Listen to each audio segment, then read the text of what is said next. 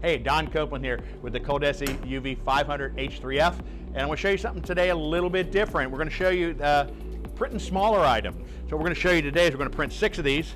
These are actually canvases we're doing for one of our longtime employees here. They cost about 14 cents each to print, plus the cost of the actual canvas. So let's just get at it and show you how we printed these. What I've done, I created a set of outlines. Here we basically have 6 canvases. The outlines are 5 by 7. I printed those out here on the bed. Let me show you how we did that real quick.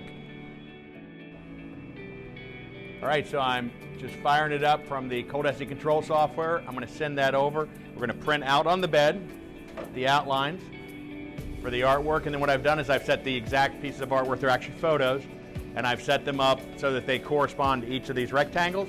So we're going to have precise placement on each of the canvases. All right, I've got my canvases here. You'll notice we've actually taped off the edges with some painter's tape. We did that intentionally because we wanted to make sure that we didn't get any bleed down the side, because they're going to actually use these to display as stand-ups. They're not going to be inside of a frame. All right, we're just going to position these on here just in alignment with the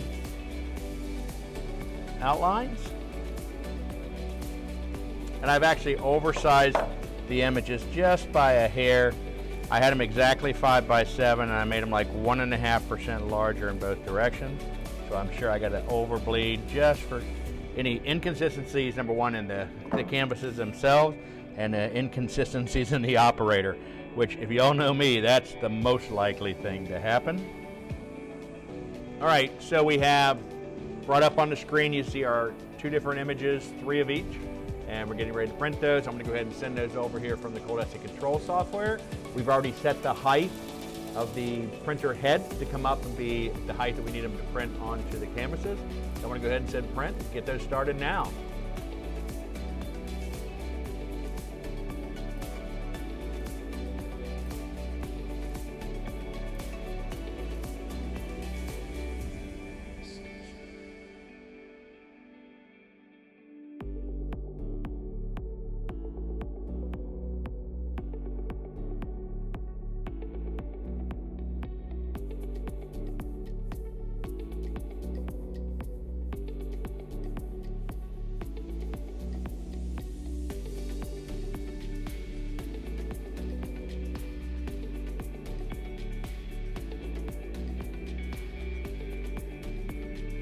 All right, so we're done, and wow, these came out good.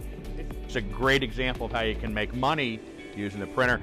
As I showed you, and I mentioned as we were putting these down, we've taken some tape and put the painter's tape around them. I like to use the painter's tape for a couple reasons. Number one, it's cheap, which fits my mode. Number 2, it doesn't leave a residue when you take it off. All right, so there's the last one. Let me grab these. Grab a couple of these here and bring them up. Pretty awesome. That's it. Great way to make money.